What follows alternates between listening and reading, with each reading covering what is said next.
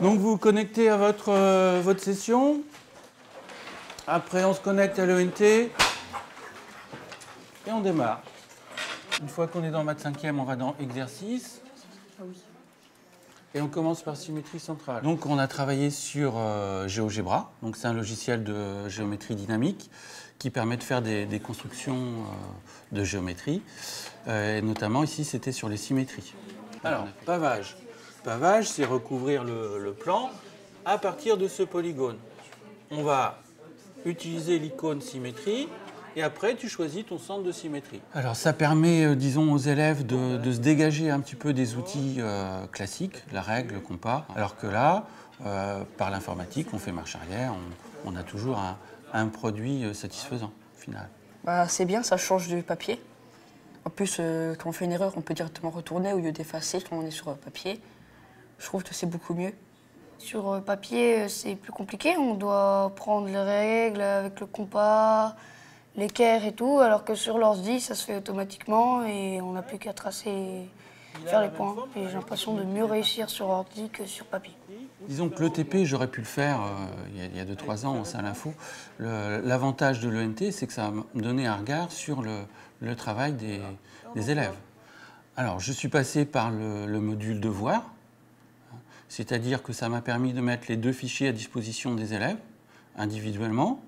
Ça permet aussi de éventuellement différencier. Si je vois qu'il y a des élèves qui sont un petit peu en difficulté, je peux mettre un travail plus facile, sans que le reste de la classe s'en aperçoive. C'est transparent. Bon, tous les 3, là, c'est bien. Vous sauvegardez. Et après, on envoie. Donc, tu fais réponse. Ajouter un fichier. Pavage. Voilà. Et après, tu fais envoyer. Ça y est, tu me les as envoyés. On récupère tous les fichiers dans une page et on peut les vérifier un par un sans problème. Si ce n'est pas réussi, à ce moment-là, justement, avec l'ENT, on peut dire mon travail à reprendre. Toi, tu n'as pas réussi ça. Tu refais cet exercice pendant que d'autres font autre chose. Là, par exemple, j'avais un élève qui avait été absent à la première séance. Ah ben, il a pu travailler sur les deux premières constructions sans que ça perturbe le déroulement de la séance. Alors, tu sauvegardes, fichier, sauvegarder sous. Chez nous, on peut le faire.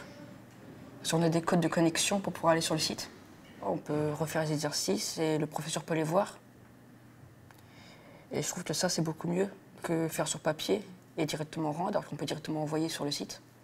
C'est pratique parce que le prof peut voir ce qu'on fait et c'est moins embêtant pour nous autant que pour lui. Tu l'as dit. Ça permet d'impliquer les élèves davantage. Il nous arrive de demander aux élèves volontaires de nous fournir un cours. C'est-à-dire que c'est eux qui vont reprendre le cours qui est dans le cahier, le taper et nous l'envoyer par l'intermédiaire de l'ENT. Et après, on le met à disposition des autres élèves. Pour moi, ça a été un bond en avant important.